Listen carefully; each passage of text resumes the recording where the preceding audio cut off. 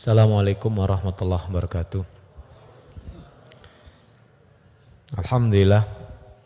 Alhamdulillahilladzi arsala rasulahu bil huda wa dinil haqq liyuzhirahu 'ala dini kullihi wa kafa billahi syahida. Asyhadu an la ilaha illallah wa la syarika lahu wa asyhadu anna Muhammad abduhu wa rasuluhu la nabiyya ba'da. Amma ba'd. Hadirin rahimakumullah. Alhamdulillah segala puji bagi Allah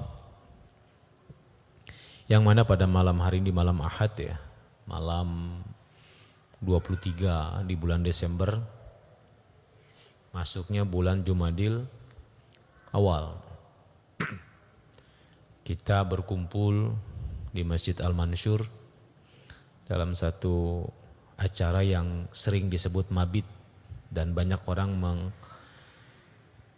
menyingkat kata mabit itu malam bina iman takwa, disingkat mabit katanya. Jadi yang dibina adalah iman dan takwa kita agar meningkat, up terus naik. Allahumma salli ala Sayyidina Muhammadin wa ala alihi wa sahbihi wa salim taslima katsira. Salam dan salawat senantiasa tercurahkan pada junjungan kita Nabiullah Muhammad sallallahu alaihi wasallam beserta keluarganya, sahabatnya dan para pengikutnya hingga akhir zaman. Hadirin rahimakumullah, tema kita adalah tentang let's move on and be better. Mari kita bangkit kemudian menjadi lebih baik. Itu bahasa Indonesianya begitu. Dan saya diarahkan oleh panitia terkait dengan surat At-Taubah ayat 20. Innalladzina amanu wa hajaru wa jahadu fisabilillahi bi amwalihim wa anfusihim. Ya. Ulaika humul faizun. Kalau kita lihat ayatnya begitu bunyinya.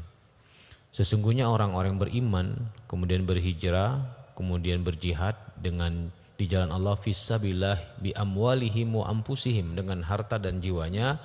Ulaika humul faizun. Itulah mereka orang-orang yang sukses. Tetapi kalau kita bicara move on, ini kan kondisi tentang move on ini adalah kondisi di mana orang sudah mengalami kejenuhan, maka dia perlu move on agar tetap on fire lah begitu ya. Nah, kalau kita perhatikan sebenarnya ada satu ayat Allah Subhanahu wa taala di mana kita diminta oleh Allah untuk senantiasa move on sebenarnya. Surat Al-Kahfi ayat 28. Dalam surat Al-Kahfi ayat 28 di situ Allah Subhanahu wa taala dengan jelas menyebutkan ya. A'udzubillahi minasyaitonirrajim, wasbir nafsaka ma'al ladzina da'una rabbahum bil ghadati wal asyi yuridu wajha. Wala ta'du aynaka anhum turidu zinata hayatid dunya wa tuti man aghfalna qalbahu an zikrina. Kalau kita lihat ayat ini, Allah Subhanahu wa taala menceritakan kepada kita, Allah meminta kepada kita wasbir nafsaka, hendaklah kita selalu bersabar, diri kita selalu bersabar dengan siapa? Ma'alladzina da'una rabbahum bil ghadati wal asyi, orang yang selalu berdakwah kepada Rabbnya baik di kala pagi maupun di kala sore, atau di kala siang maupun di kala malam. Artinya apa? Ada satu, Allah gambarkan satu karakter orang yang dia selalu move on. Bayangkan pagi dan petang, siang dan malam, tidak mengenal kata lelah. Kita diminta oleh Allah ke sana. Makanya yang harus kita perhatikan dalam ayat ini adalah kita mesti mengetahui siapa orang-orang yang dimaksud oleh Allah, alladzina da'una rabbahum bil ghadati wal asyi yuriduna wajahahu. Bahkan sampai Allah mengulang lagi, wala ta'du ainaka anhum turidu zinata hayat dunia.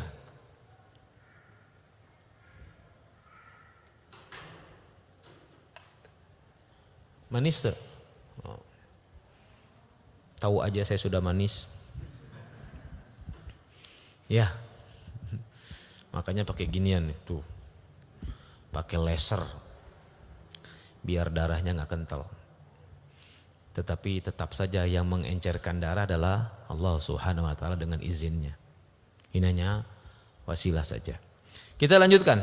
Jadi Allah Subhanahu wa taala mengingatkan kepada kita jamaah rahimakumullah. Di situ ada ayat, ada satu sosok orang yang Allah gambarkan, alladzina yad'una rabbahum bil ghadati wal asyi yuriduna wajhahu wala ta'du ainaka anhum, kata Allah.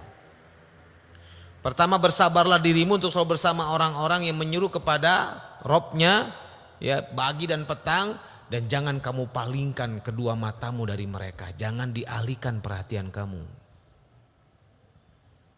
Jadi ada satu sosok orang yang tidak mengenal kata capek, padahal secara manusiawi capek itu wajar nggak? Wajar nggak? Wajar. Lelah itu wajar tidak? Wajar. Kadang-kadang muncul bete. Bagi laki-laki bete, bagi perempuan juga bete. Bagi laki-laki bete birahi tinggi. Bagi perempuan bete butuh tuami. Suri. Punten nasib kita berbeda, sudah punya. Karunya bujangan, jauh-jauh dari Kalimantan. Katanya dari Kalimantan, kata Pak MC. Kita kembali ke persoalan, kita lihat. Di situ ada satu karakter yang lo gambarkan, berarti kita mesti mengetahui siapa orang-orang yang dimaksud Allah. Bukan berarti orang ini tidak pernah capek, tidak. Bukan berarti orang ini tidak pernah melelah, tidak. Manusiawi, capek, lelah itu sangat manusiawi. Tapi ada satu karakter yang dia miliki, atau apa? Dia sebagai refresher. Nanti refresher.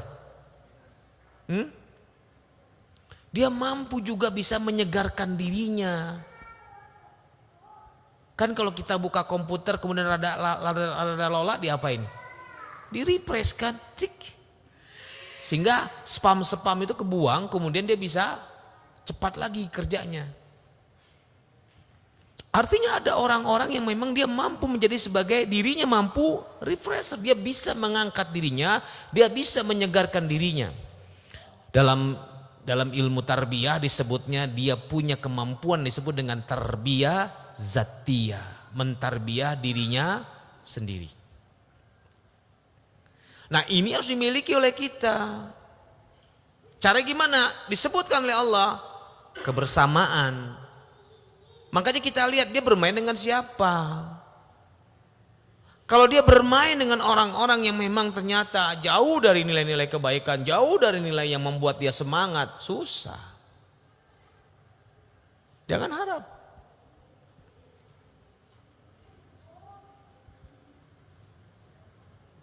Dan ternyata ada sebuah kisah yang menarik dari para ulama. Ada seorang yang dia ternyata bisa masuk surga, padahal dia ibadahnya biasa saja. Qiyamul lailnya biasa, baca Qurannya nggak banyak, hafalannya juga sedikit, tetapi dia masuk surga. Kenapa? Ternyata dia punya teman orang soleh.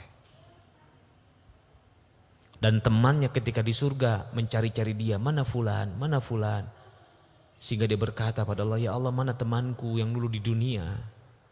Maka Allah perintahkan malaikat untuk mencari di neraka. Dan ada ketika dia punya iman sedikit, diangkatlah dia dan disatukan dengan temannya. Teman.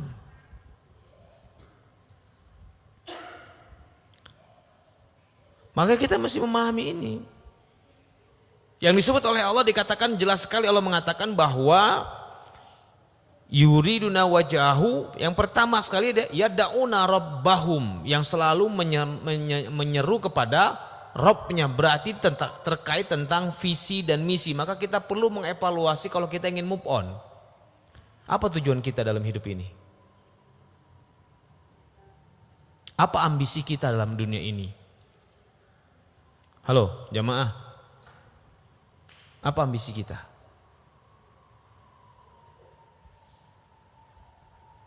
Apa ambisi antum? Assalamualaikum, ditanya.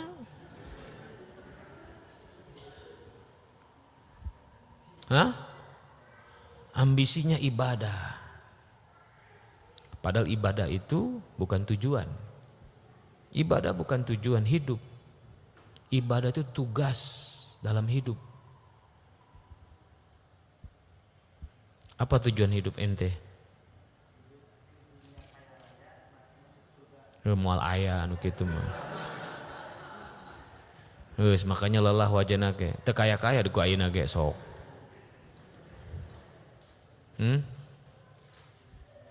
Apa? menjadi lebih dari sebelumnya. Tidak berenergi.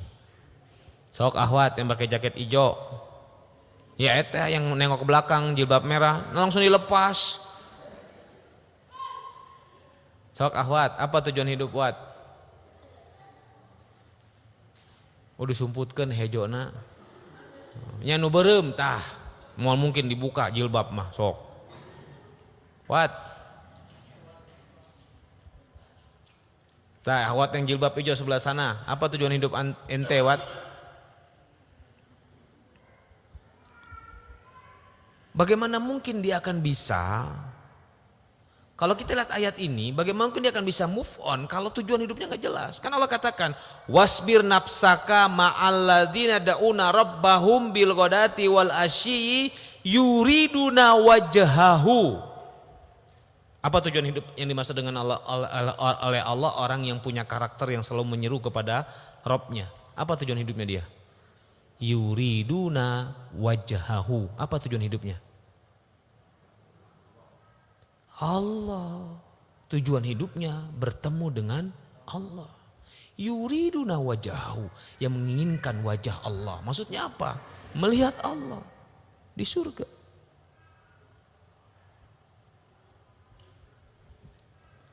Umar bin Abdul Aziz, bagaimana dia menjadi khalifah di zaman Bani Abbasiyah. Bani Abbasiyah atau Bani Umayyah? Muawiyah. Umar bin Abdul Aziz kalau tidak salah Bani Umayyah ya. Dia itu luar biasa. 2 tahun tidak terlalu lama mampu bisa membuat seluruh negeri yang dipimpin oleh dia itu tidak lagi ada orang yang bisa menerima zakat. Semuanya menjadi muzaki, tidak ada yang jadi mustahik. Apa yang dilakukan akhirnya? Semua zakat hasil zakatnya itu dibawa ke gunung dan ditebarkan di gunung agar apa? Burung-burung memakannya, agar tetap mendapat nilai pahala dari zakatnya. Subhanallah. Umar bin Abdul Aziz. Dan apa ambisi dia? Ambisiku cuma satu, kata dia. Maka dia nggak pernah berhenti sebelum mendapatkan ambisinya. Apa ambisi dia? Bertemu dengan Allah Subhanahu Wa Taala. Makanya nggak pernah mengenal kata lelah, nggak pernah mengenal kata capek. Yang ada selalu move on. So, cek orang yang lemah. Rata-rata tujuannya standar dan tujuannya kebanyakan dunia. Capek aneh ikut pengajian, angger we nggak dapat jodoh juga. Kan gitu tujuannya, sok coba lihat. Jomblo.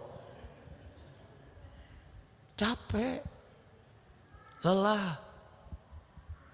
Ahwat sudah usia 30 belum nikah-nikah juga. Lama-lama capek. Tapi kalau dia mampu memantapkan dirinya dengan sebagaimana yang Allah ceritakan dalam surat Al-Kahfi ayat 28 ini, surat 18 ayat 28 ini sangat tegas. Di situ Allah sebutkan faktor-faktor yang membuat orang tidak move on apa? Satu, kata Allah, turiduna zinata hayat dunya. Keinginan kamu terhadap dunia dengan segala perhiasannya. Itu membuat orang gak move on, akan bisa jadi anjlok.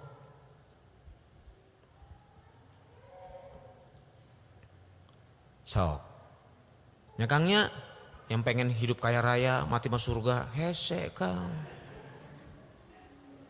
Tapi harapan mah boleh-boleh saya, cuman capek nanti kamu gitu maksudnya. Karena kekayaan itu takdir dari Allah. Da kumaha rek kerja sengotot apapun, da Allah sudah tentukan rizkina sakitu. Paham teu? Bebeakan dia luar biasa sampai kaputing tesare untuk neangan dunia, neangan downline, kan ikut MLM. Luar biasa. Sampai kaki itu ibadah ditinggalkan, tugas pokoknya ibadah ditinggalkan. Apa yang terjadi? Drop. Makanya MLM itu adalah bisnis kegagalan. Gagal mulu. Apa kata mereka para motivator? Gagal, ulangin lagi. Gagal, ulangi lagi. Berapa kali gagal? 1000. Ini ada orang 100.000 kali gagal baru berhasil. Capek. Apalagi dunia tidak ada habisnya.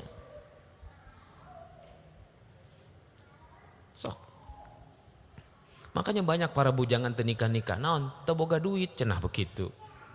Padahal rizki dari siapa? Saya ingat banget ada seorang murid saya, dia datang ke saya bulan Februari tahun 2009. Ustaz, ana mau nikah. Ya udah nikah aja. Ya Ustaz mah ngomong gampang cenah. Kunaon kitu? Duit cenah. Oh gitu. Cik, kieu saya bilang. Bulan April bawa uang ke saya 3 juta, bisa enggak? Ari Ustaz cenah teh. Kunaon? Bisa tuh bulan April. Berarti kan Februari, Maret, April 3 bulan kan? Bisa nggak bawa duit 3 juta ke saya? Ya Ustaz tahu uang dari mana tuh? Saya kan mahasiswa, beasiswa lagi mahasiswa Ustaz. Orang tua saya petani garap di kampung. Artinya bukan tanah sorangan. Duit dari mana Ustaz? Nah itu dia yang saya kata. Dia kuliah di Fakultas Syariah, bayangkan sok coba. Agama itu teh. Lalu saya bilang begini, rizki dari siapa? Dia jawab, Allah Ustaz. Mantap jawabannya, itu membuat saya sakit. Saya ulang lagi, rizki dari siapa? Dia bilang lagi, Allah Ustaz. Nada saya naikin, rizki dari siapa? Dia mulai turun, saya naik dia mulai turun. Ya Allah Ustaz, ada apa sih Ustaz? Yang keempat saya naikin lagi, rizki dari siapa? Dia diem. Tapi masih ngomong, ngareos. Allah Ustaz. Saya gebrak itu lantai, rizki dari siapa? Baru dia diem. Kalau memang rizki dari Allah, kenapa ente bilang bulan April ente gak akan dapat duit? Tahu dari mana? Bisa gak orang tua ente dapat rizki dari Allah dan ngasih ke ente 3 juta? Bisa Ustaz. Atau ente sendiri punya rizki Allah berikan 3 juta? Bisa gak? Bisa. Emang ente atau teman ente ngasih uang ke ente? Bisa gak? Bisa. Kenapa bilang gak bisa? Tahu dari mana kamu masa depan? Nangis dia. Minta maaf. Gak perlu minta maaf sama saya. Minta ampunlah kepada Allah. Karena kau telah meremehkan Allah Subhanahu wa ta'ala. Bilangnya Allahu Akbar. Tapi ketakutan dengan masa depan. Coba. Akhirnya dia pulang. Bulan April dia datang, betul datang bawa uang 5 juta. Tuh lihat. Allahu Akbar, gening bisa. Ya Ustaz. Terus siapain uangnya? Ya udah, ente buat dia nikah. Subhanallah. Coba. Itulah yang terjadi. Allah sebutkan kenapa orang bisa gagal move on itu karena apa? Orientasinya. Maka kita luruskan orientasi kita sekarang. Orientasi kita adalah bertemu dengan Allah Subhanahu wa taala. Yuriduna wajahahu. Ini kalau kita ingin move on. Kalau tujuan kita masih selain Allah Subhanahu wa taala, berat. Ya. Datang seorang pemuda ke Ibnu Abbas. Ya Ibnu Abbas, saya belum nikah. Apa kata dia? Istighfar perbanyak. Hanya itu? Hanya itu. Hadza faqat, hadza faqat. Datang lagi seorang suami istri sudah belasan tahun belum punya anak, disuruh apa? Perbanyak istighfar. Datang lagi seorang pemuda yang dia belum punya pekerjaan, belum punya penghasilan, disuruh istighfar. Beberapa bulan kemudian mereka datang, yang satu sudah menikah, yang satu sudah pekerjaan, yang satu lagi hamil istrinya. Dan dia bertanya, kenapa istighfar? Itulah dia. Karena kita nggak tahu kapan ampunan Allah turun, dan ketika Allah memberikan ampunan kepada hambanya dan hambanya memohon kepada Allah, istijabah, Allah kabulkan. Maka kata Imam Nuqaim apa? Ketika kita banyak sekali permintaan kita kepada Allah cuman nggak bisa diungkapkan dengan kata-kata, cukuplah ucapkan astagfirullah. Allah Maha tahu apa yang dibutuhkan. Artinya apa? Orientasi kita harus Allah Subhanahu wa taala. Tujuan hidup kita lah bertemu dengan Allah Subhanahu wa taala. Tugas pokok kita ibadah. Nah dari situ akan di breakdown menuju bisa be better, akan lebih baik. Karena kita tidak akan pernah berhenti ambisi kita selama belum bertemu dengan Allah Subhanahu wa taala. Makanya mukmin itu dia bisa merepress dirinya sendiri, dia bisa menyegarkan dirinya sendiri tetap move on. Kenapa? Dia punya teman-teman yang juga punya spirit yang sama, dia punya lingkungan juga sama-sama yang punya spirit yang sama. Dan dahsyatnya lagi ketika kita punya teman orang soleh, naudzubillah min dzalik, kalau orang itu masuk neraka akan dicari oleh teman-teman yang soleh dan akan diangkat oleh Allah dengan izin Allah, dengan rahmat Allah masuk surga.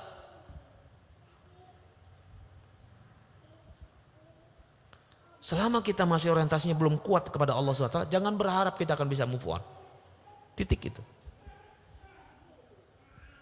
Termasuk dalam mencari jodoh, dalam segala hal. Kenapa? Ketika dia tujuan hidupnya adalah Allah Subhanahu wa taala, satu apa? Dia nggak akan pernah prasangka buruk kepada Allah, karena nggak boleh. Naon, sholat enggeus, sodako enggeus, nah tenak nambah-nambah, berkembang-kembang bisnis, kieu wae urang, itu sudah nggak percaya sama Allah Subhanahu wa taala.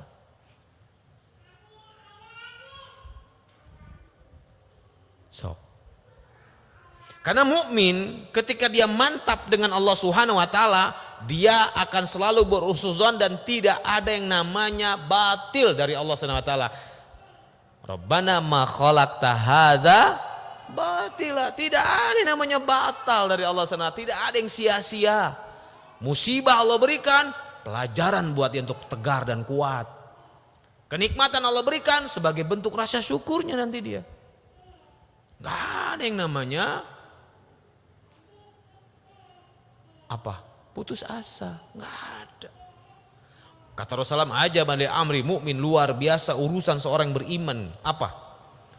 Ketika mendapat nikmat dia bersyukur, baik baginya. Ketika mendapat musibah dia bersabar, baik baginya. Artinya apa? Seluruhnya baik.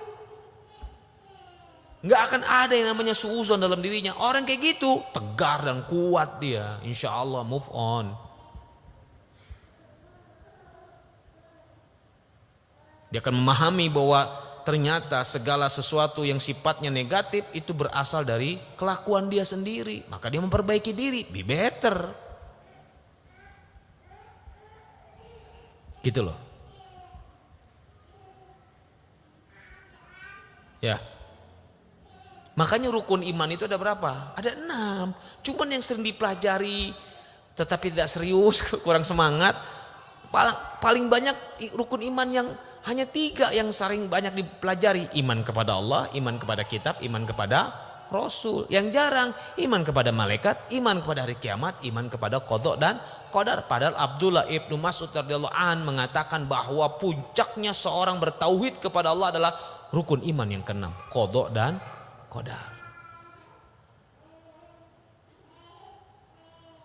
Bagi mukmin, ketika dia mendapat takdir yang gak enak, itu teguran, pelajaran untuk dia bertobat, untuk dia semakin dekat dengan Allah. Ketika dapat kenikmatan, itu adalah rasa syukur dia semakin dekat dengan Allah. Makanya apapun yang Allah berikan kepada dia, nggak ada kata sia-sia. Termasuk penyakit. Termasuk penyakit. Antum ba'da sholat beristighfar nggak 3 kali? Astagfirullah, astagfirullah, astagfirullah. Artinya antum minta ampun kan? Salah satu cara Allah mengampuni dosa hambanya adalah dengan apa? Diberikan penyakit. Makanya ketika antum sakit, di balik itu ada rasa syukur sebenarnya. Kalau antum bersabar, dosa antum diampuni oleh Allah Subhanahu wa taala. Kan enggak, kebanyakan ngeluh. Kok mau nyeri huntu? Sok. Ya.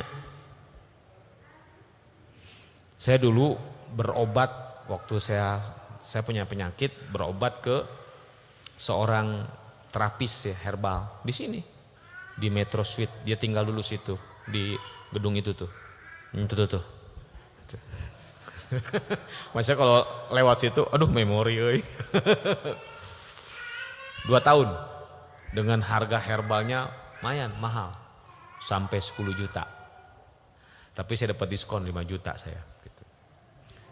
Ya rizki dari Allah. Nah ternyata ada teman ikut.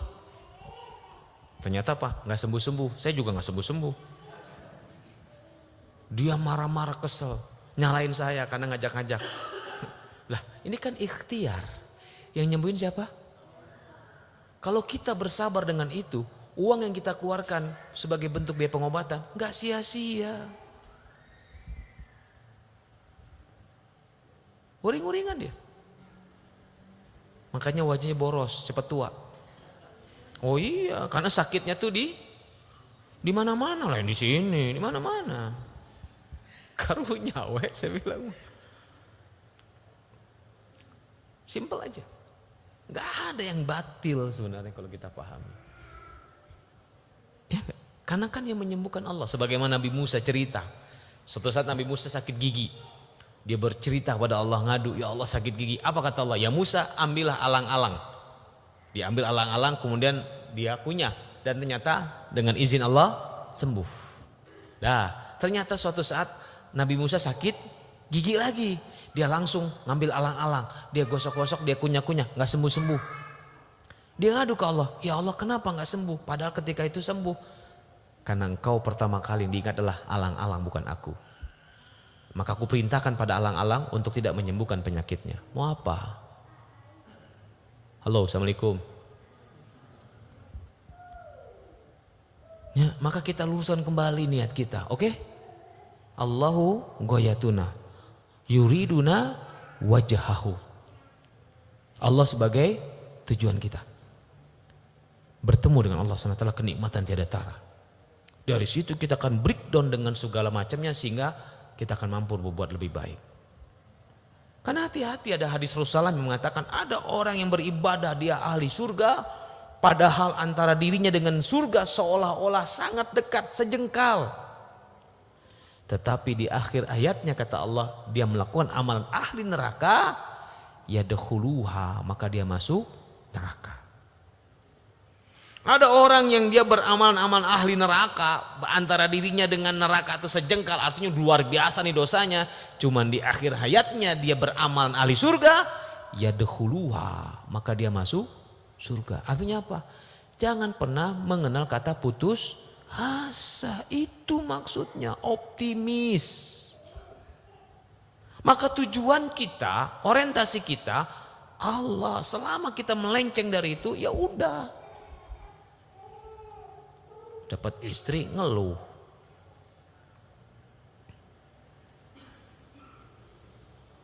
dapat suami ngeluh. Sampai ada seorang umahat, Ustadz kalau saya masuk surga, amin amin amin amin amin. Subhanallah, aminnya meni banyak. Boleh nggak ganti suami? Sok coba lihat. Itu benar nanya.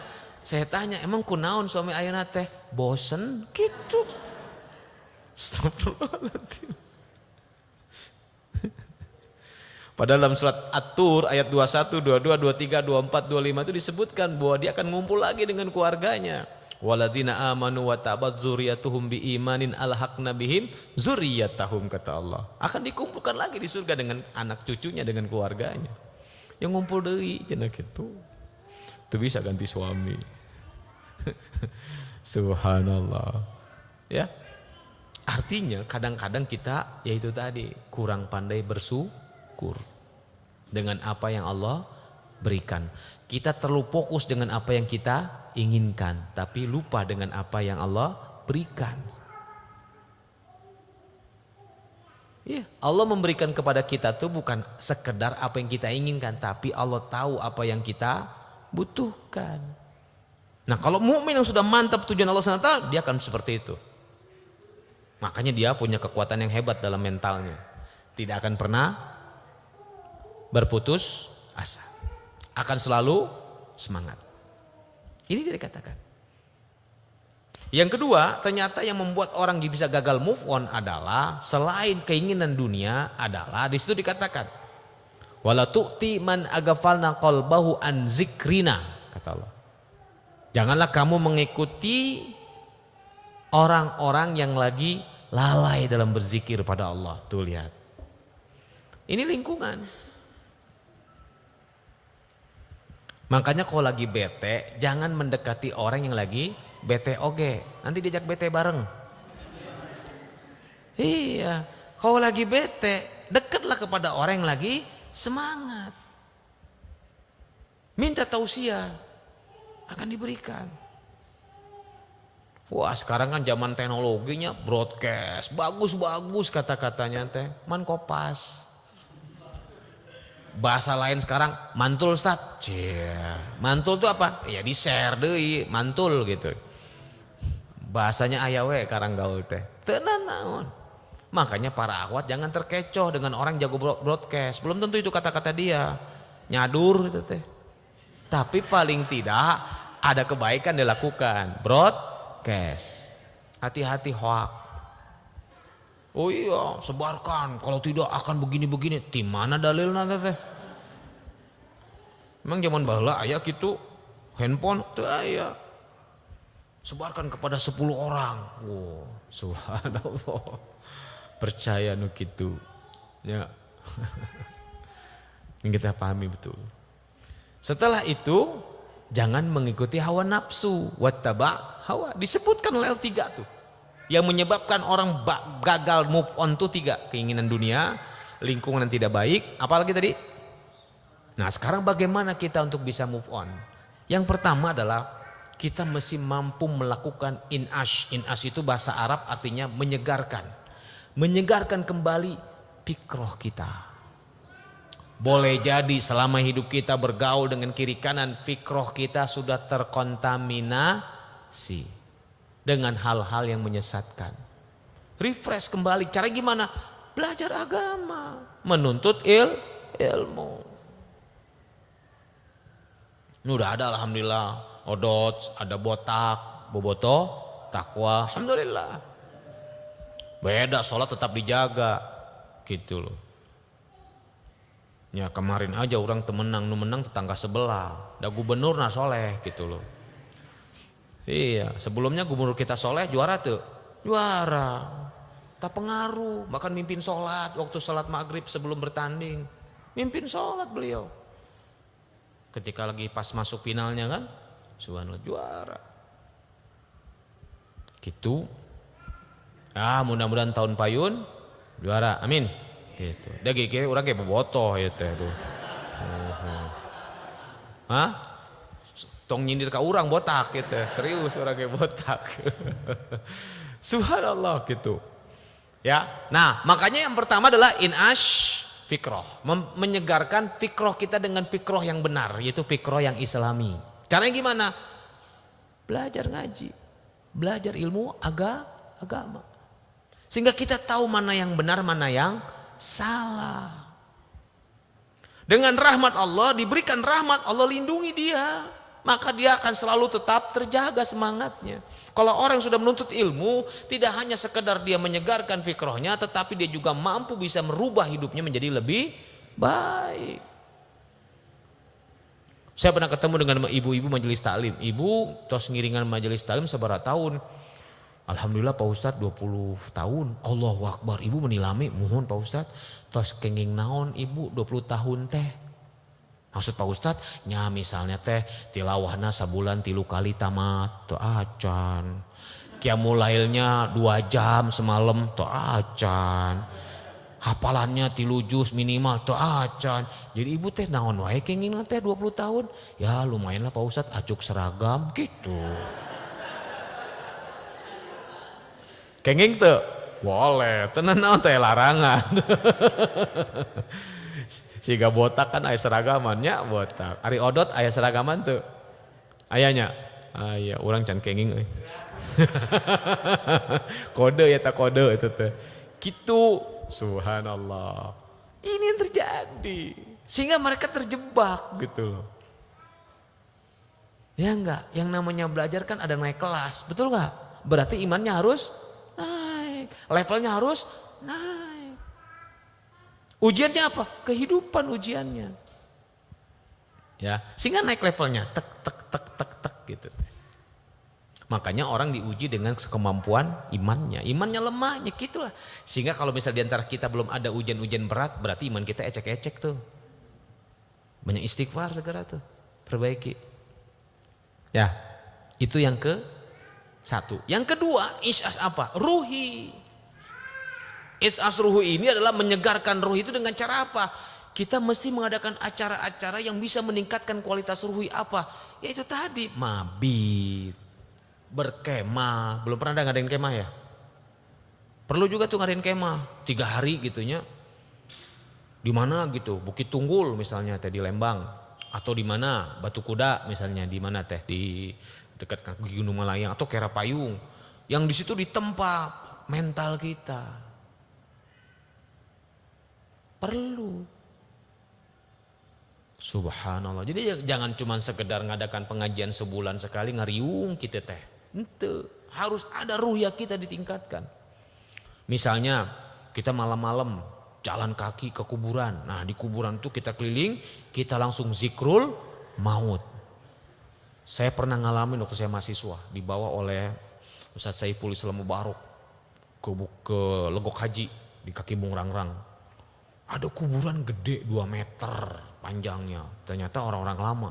Kita dikelilingin dan beliau langsung menyampaikan ayat-ayat tentang kematian, tentang malaikatul maut. Nangis semua. Ingat apa? Dosa. Begitu pulang dari sana, pagi-paginya kita pulang ke Bandung, spirit kita semangatnya luar biasa. Ibadah rajin. Maka perlu kita merefresh sebagaimana Rasul mengadakan uzlah. Uzlah itu menyendiri. Nah kita sudah ada uzlah kita tiap malam, itu sholat malam. Sholat malam yang afdol itu dalam keadaan gelap. Berarti saya nama anu hafalan seueur biar bisa lami. Ya modalkan handphone, sok pareman, moal cenah. Da handphone anu hurung gitu teh. Boleh teu? Tenang naon. Tenang naon. Karena kita belum hafal banyak. Ya makanya dihafalkan. Ustadz Abi atos ngapalkeun ngancan apal-apal jadi kumaha ya apalkeun atos diapalkeun ngancan apal-apal jadi kumaha nyapalkeun tapi belum apa-apa makanya diapalin pusing dia sampai kapan Pak Ustadz sampai hafal muncan hafal hafalkeun gitu intina emang begitu hafalan nggak ada lagi yang lain karena hafalan itu anugerah dari Allah, udah berusaha aja. Nanti ketika sampai wafat, dia belum hafal-hafal, Allah sudah tahu alasan dia. Dia sudah berusaha, tapi can hafal karena belum dapat rahmat dari Allah. Ini mah ngapalkan henteu, nyepu gue. Diminta pertanggungjawaban nanti oleh Allah. Nah ini ruhi. Acarakan misalnya zikrul maut. Enggak. Ahwat misalnya malam-malam jalan ke kuburan jam 1 peuting ke kuburan. Wanita ahwat wanita sorangan. Nenaonan sok eta teh. Bukan kitu carana atuh teh. Astagfirullahaladzim. Nenaonan. Oh atuh. Oh gawe eta teh. Teu kitu. Ya, kita baca-baca tentang kitab-kitab hari kiamat, kita baca tentang dunia, tentang akhirat. Biar kita berorientasinya akhirat. Cik, neraka ya seberapa tingkat? Tuh kan teu apal. Neraka ya seberapa tingkat? Bu? Hah? Aya seberapa tingkat neraka? Halo, Assalamualaikum. Aya seberapa tingkat neraka teh? Hah? 7, non wae. Hah? Sakor, Jahanam,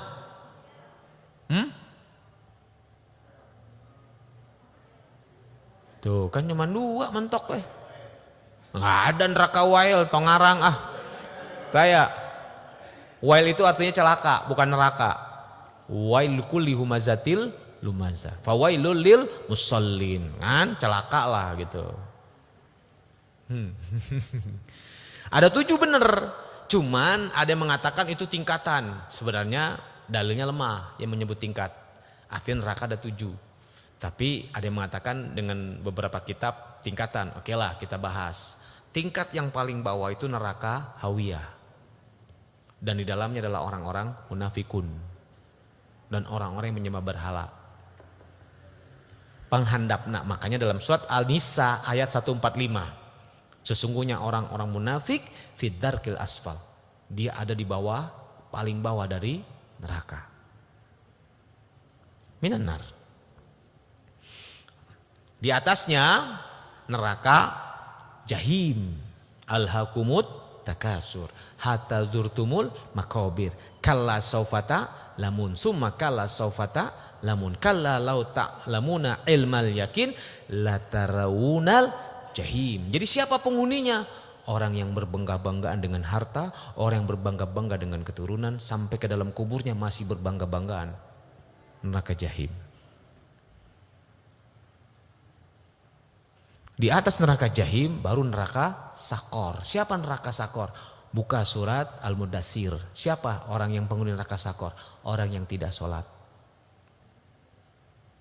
Jadi orang yang tidak sholat itu bukan di neraka wail tapi neraka sakor. Kan ditanya, kenapa kamu bisa masuk neraka sakor? Karena kami meninggalkan sholat. Musallin, lam musallin, tidak sholat. Tidak memberi makan orang miskin, sakor. Percaya dengan berita hoak, sakor. Ayatnya ada di situ disebutkan. Oh iya. Dan tidak percaya dengan hari akhirat. Di atas sakor, ini udah tiga neraka, penghuninya iblis gening euy. Hawiyah munafik. Tadi kan jahim adalah orang yang berbangga-bangga dengan harta. Sakor orang yang enggak sholat, orang yang enggak ngasih makan orang miskin, sama orang yang percaya dengan berita-berita hoak. Nah berikutnya apa? Lazo. Nah neraka lazo ini tempatnya iblis. Di atasnya sakor tuh lazo. Iblis. Api yang bergejolak lazo itu. Di atasnya lazo neraka hutoma. Wa ma adraka mal hutoma. Nah, siapa dia? Alladzi jama'a malau wa addadah yasabu anna malahu akhlada kalla la yumbazanna fil hutoma. Kade yang ikut MLM. Neangan we harta teu salat. Masuk kadi nyangke naudzubillah min dzalik. Bukan enggak boleh. Gitu, hati-hati jangan sampai tugas pokok kita adalah ibadah. Dan termasuk Yahudi dalamnya.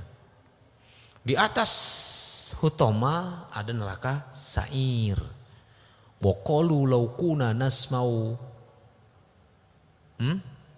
Lanjutan apa? Wa qalu law kunna nasma'u aw naqilu ma kunna fi ashabis sa'ir. Fa'tarafu bi dzambihi fasuqqa li ashabis sa'ir. Ya. Siapa penghuninya di situ? Ada yang mengatakan para orang-orang Nasrani. Dia sesat. Nah di atas neraka syair, neraka jahanam. Siapa penghuninya? Orang mukmin yang berdosa besar belum sempat bertobat. Masuklah dia ke neraka jahanam. Makanya ada ahli surga, tapi Rasul menyebutnya jahannamiyun. Orang yang dulunya pernah tinggal di jahanam. Sampai Abu Dzar berkata, "Ya Rasulullah, apakah orang yang beriman dia berzina dan mencuri tetap masuk surga?" Tetap masuk surga. Apakah orang yang berzina dan mencuri tetap masuk surga? Tetap masuk surga. Apakah orang yang berzina dan mencuri tetap masuk surga? Tetap masuk surga walaupun Abu Dzar tidak menyukainya. Asal tidak melakukan perbuatan syirik. Bade, sadinten we cekap. Dalam surat At-Taubah sadinten di akhiratnya 1000 tahun. Dalam surat Al-Ma'arij sadinten teh 50.000 tahun. Khomsin alaf sana. Artinya mah lama satu hari di akhirat teh gitu. Nah setelah kita tahu, maka ruya kita beda. Surga ada berapa tingkat? Tuh 7 deh wae. Resep pisan karena 7 ya teh. Surga seberapa tingkat? 100 tingkat. Surga panghandapna itu yang disebut dengan jahannamiyun. Yang pernah masuk ke neraka jahanam. Ditempatkan surga yang paling bawah. Na'udzubillah. Sampai Rasul menangis mendengar berita tentang masuk nerakanya orang beriman di jahanam itu. Digambarkan oleh malaikat Jibril. Berat sekali kata Rasulullah. Makanya begitu bangkit dari kubur, Rasul pertama kali tanya adalah umatnya yang berdosa, yang belum sempat bertobat. Maka kita jangan bikin malu Rasulullah di padang mahsyar nanti. Jaga diri kita, move on selalu, be better insya Allah. Ini yang kedua. Yang ketiga, penyegaran ketiga adalah amal. Menyegarkan dari sisi amalan. Maksudnya gimana? Bikin program. Kebanyakan orang beribadah kepada Allah tidak diprogram. Dunia pakai program, ikut pelatihan ikut pelatihan sama coach coach eta. Luar biasa untuk berbisnis. Surga. Di program tuh.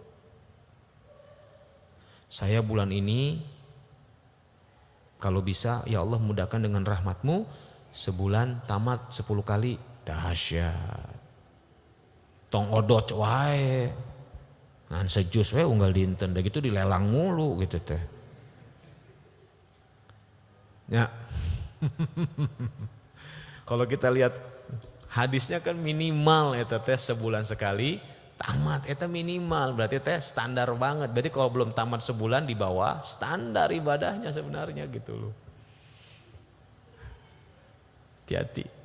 Nah kalau udah 3 begini muncul, kemudian kita punya lingkungan saya tadi sebutkan tadi, yaitu orang yang selalu punya spirit yang sama, berdoalah kepada Allah, ya muqallibul qulub sabbit qalbi ala dinik. Insyaallah move on, be better insyaallah. Wallahu bisawab. Aqulu qauli hadza astaghfirullah li wa lakum innahu ghafurur rahim billahi taufiq wal hidayah. Assalamualaikum warahmatullahi wabarakatuh. Waalaikumsalam warahmatullahi wabarakatuh. Alhamdulillah. Saya ambil dulu mik Kang. Mau sebelah sini, mau sebelah sini. Siap. Saya sebelah sini aja, siap. Okay. Aduh, coba Kang di review dulu tadi yang coba dijelaskan oleh Ustaz Darlis. Tadi saya punya catatan nih tadi teh. Banyak banget ya. Aduh, banyak banget ya. Banyak banget. Yang Kang Gias tangkap seperti apa? Aduh, banyak ya. Ternyata kita tuh terlalu disibukkan dengan hal-hal duniawi ya, mencari duniawi itu. Kita lupa bahwasannya orientasi seharusnya kita tuh adalah Allah ya tadi kan, akhirat gitu ya. Terus masih banyak nih saya juga nyatet kan. Oh sama juga ternyata. Gitu ya. Kan kalau pulang dari sini nanti harus be better. Bawa sesuatu ya kan. Betul. Nah, itu perubahan dalam tingkat iman dan takwanya gitu kan. Oke, gimana Kang Mujahid coba? Kalau yang saya tangkap malah tadi kalimat terakhir Ustaz, kalimat terakhir ketika segala sesuatu yang kita ikutin karena saya tersindir nih, betul apa kata Ustaz nih? Betul. Ketika ingin sukses dunia ada coachnya langsung, kita disusun segimana programnya, rencana segala macamnya, tapi itu dunia. Akhirnya kita lupa. Bagaimana cara kita memprogram diri kita menjadi masuk surga yang tadi 100 tingkat, bagaimana cara kita menjauhkan diri dari neraka yang tadi 7 tingkat dan segala macamnya, kita lupa akan program itu Kang. Itu harus memprogram berarti. Gimana Kang ini kalau berani dibuka ini ada tersayat-sayat itu berarti. Betul. Aduh, Masya Allah. Banyak banget ya. Betul. Tadi yang membuat tidak move on, yang pertama dunia dan perhiasannya, terus jangan mengikuti orang-orang yang lalai berzikir dan hawa nafsu. Betul. Itu banyak banget lah ya. Pasti nyatet lah ya semuanya juga ya. Mudah-mudahan. Tapi ini wajahnya masih ada yang bingung nih kan kayaknya. Untuk jamaah bapak-bapak ibu-ibu yang masih ada ganjalan dalam hatinya, bisa disampaikan kepada Ustaz Darlis dalam kita buka sesi 3 pertanyaan di awal. Oke. Buka aja ya Kang ya pertanyaannya. Iyalah. Boleh mangga bapak atau ibu ada yang hendak bertanya? Ada yang mau bertanya masih punya unek-unek gitu ya? Seputar unek-unek seputar hijrah atau berpindah ke arah lebih baik, Akang, ibu jamaah sekalian? Move on gitu. Ada? Oh udah pernah ngerti udah paham kayaknya. Masya Allah. Bagaimana ini Akang, ibu, teteh? Mumpung masih ada Ustaznya. Ibu-ibunya kayaknya ini teh malu Ustaz, tapi masih malu gitu. Masya Allah. Ya 1, 2, 3, cum.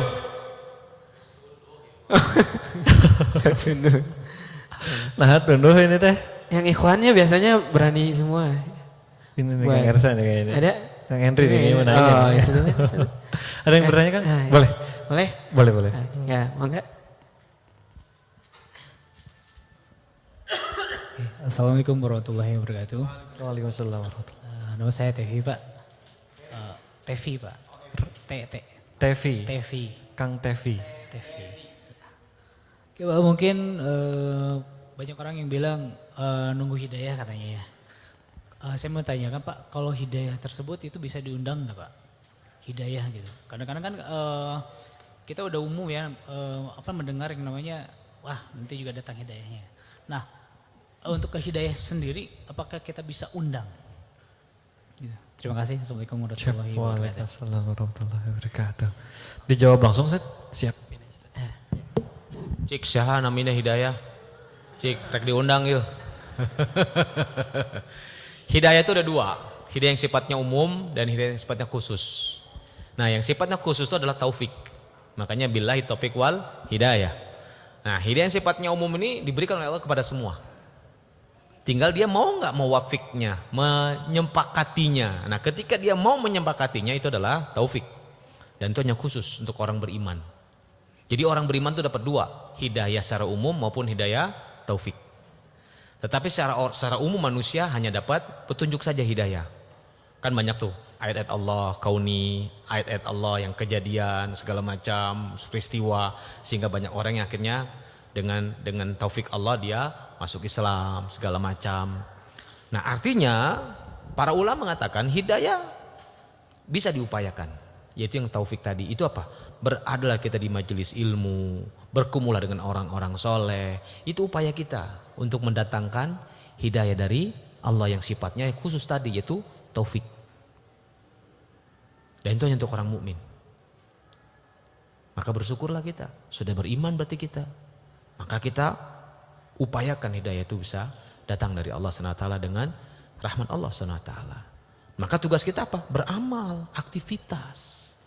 Allah katakan kullum ri'im bima kasaba rahin. Setiap manusia terikat dengan amalannya.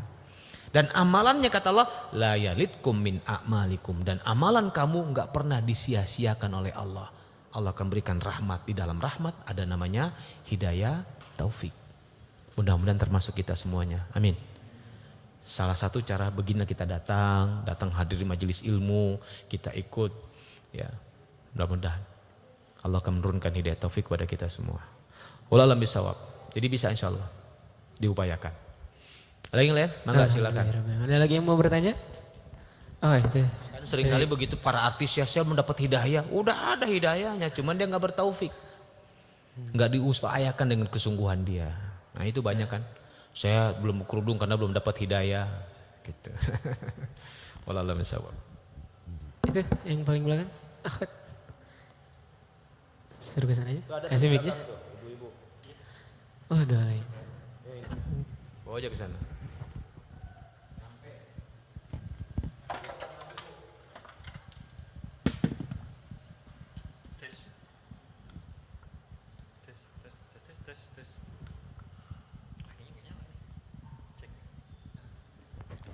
Cek. Bisa.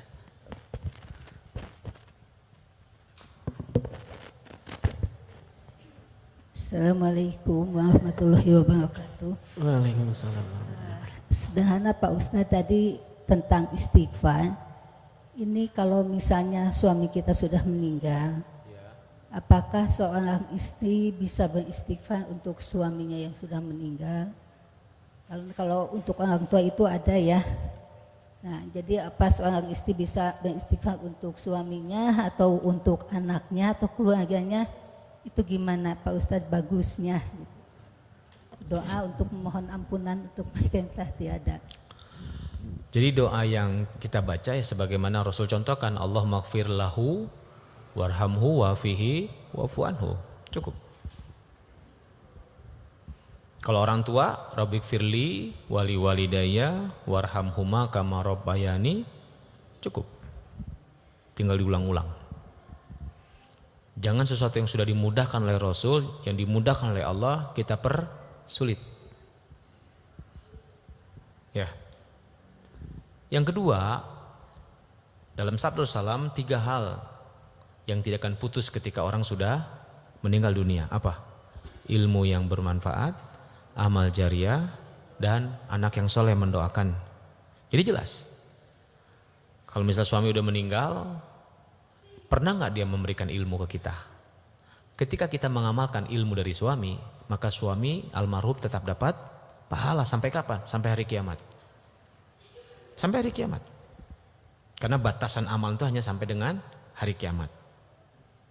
Walaupun dia sudah meninggal, dia tetap dapat pahala karena ilmu yang bermanfaat. Yang kedua, amal jariah yang dilakukan oleh suami. Yang ketiga, dia punya anak, maka didiklah oleh ibunya, oleh istrinya menjadi anak yang soleh yang akan mendoakan orang tuanya.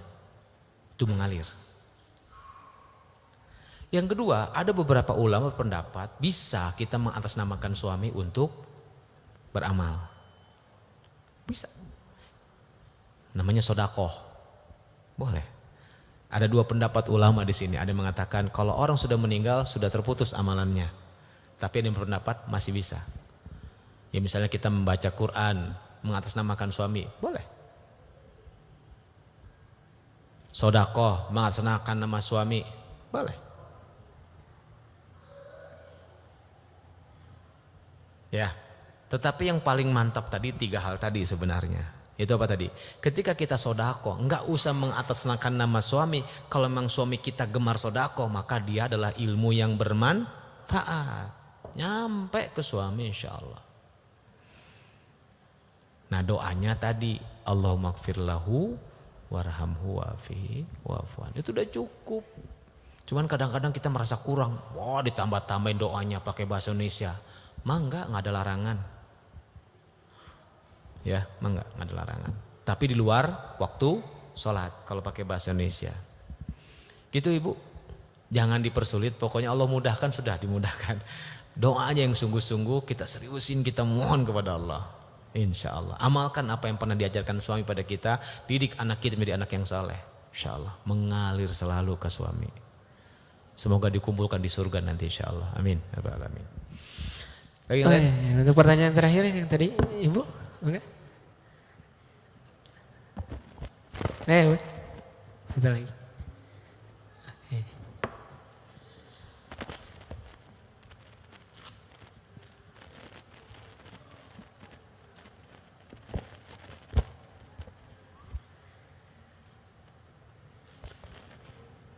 Assalamualaikum warahmatullahi wabarakatuh.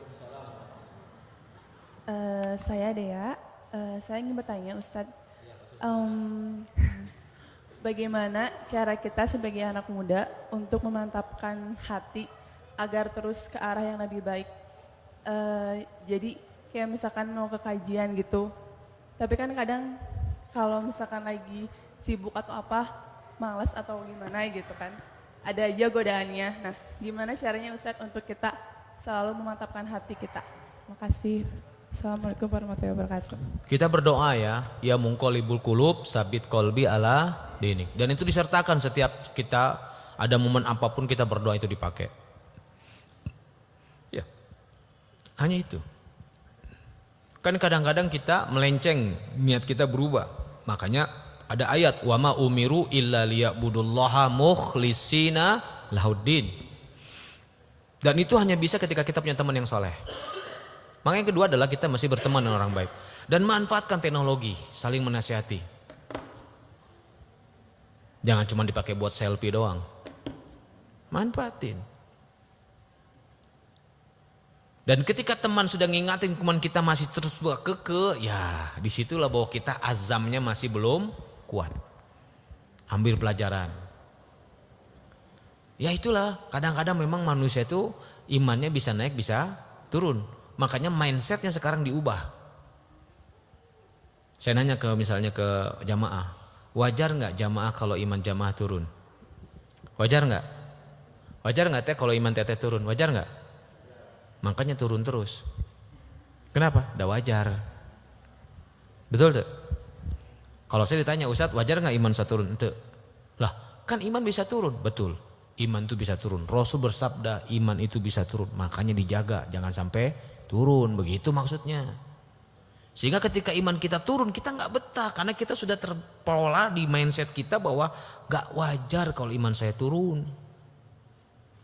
Kan datang Huzaifah ke Rasulullah, ya Rasulullah, kenapa ketika aku bersamamu, bersama majelis zikir, imanku kuat. Dan tatkala kami sendirian, imanku turun. Rasul bersabda, al-imanu yazidu wa yanqusu, yazidu bi taatillah, yanqusu bi maksiatillah. Iman itu bisa naik, bisa turun.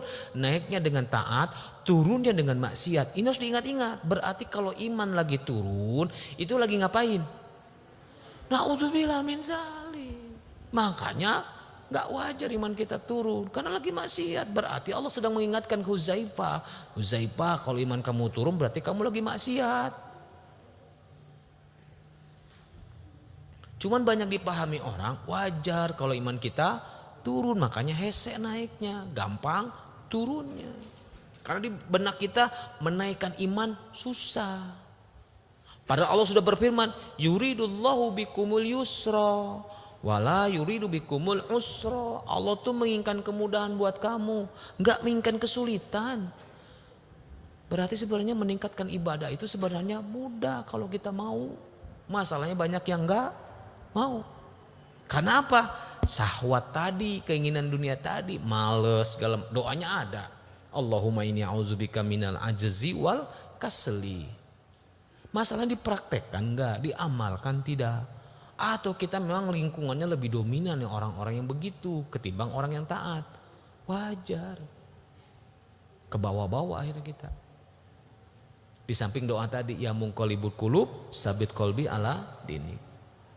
Ya, teh ya. Insyaallah. Dan jangan terganggu dengan jumlah orang yang hadir. Walaupun cuma 2 orang tetap hadir.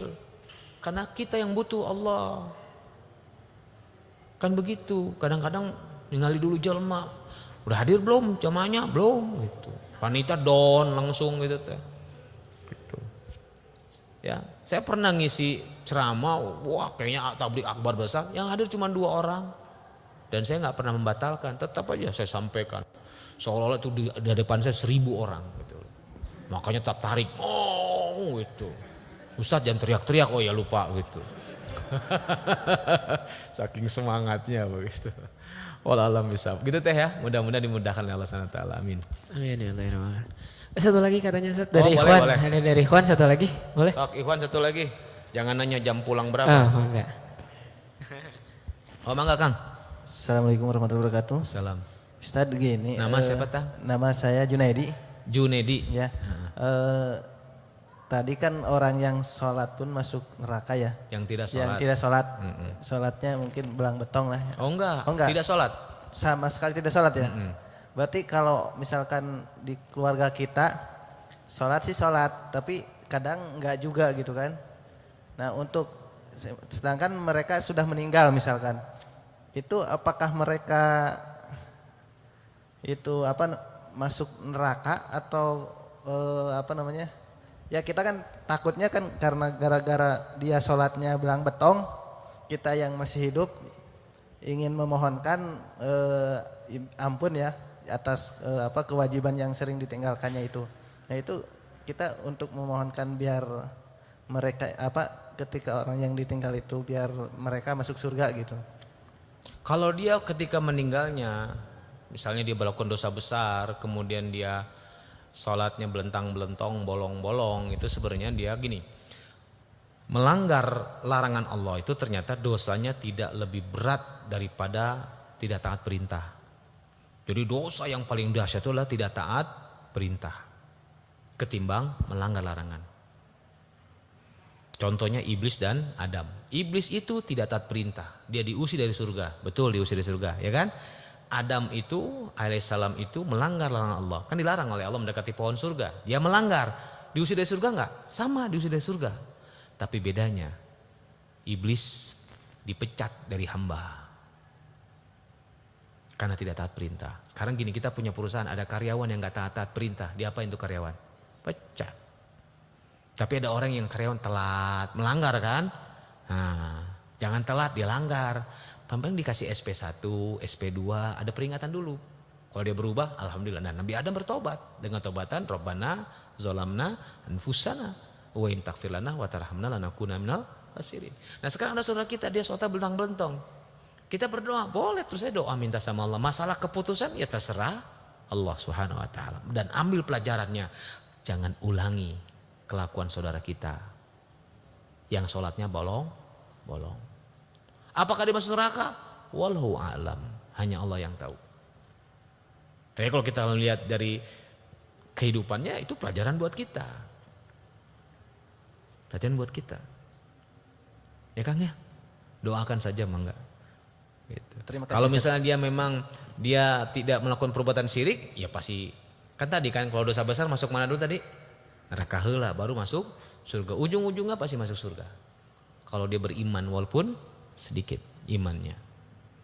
Nah yang jadi masalah dia meninggalkan sholat itu kan jelas dalam sabda Rasulullah, man taraka sholata muta'ammidan faqad kafara jiharon. Siapa yang meninggalkan sholat dengan sengaja, dia telah kufur terang-terangan. Cuman kita nggak boleh mengklaim orang yang nggak sholat kita bilang kafir. Justru kita dakwahi biar dia rajin sholat begitu Kang. Wallahu a'lam bishawab.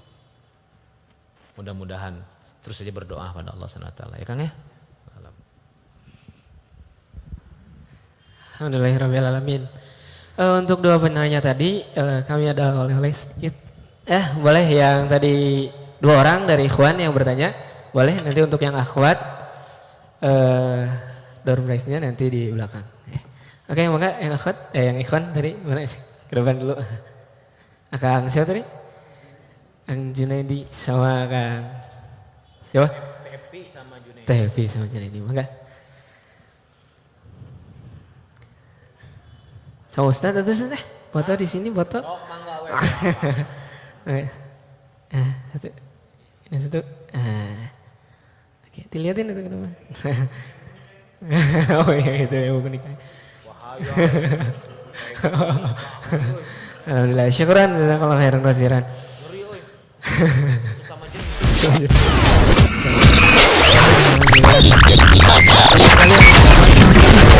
Syukuran jazakallahu khairan wasiran atas ilmunya yang telah disampaikan tadi. Bahwasannya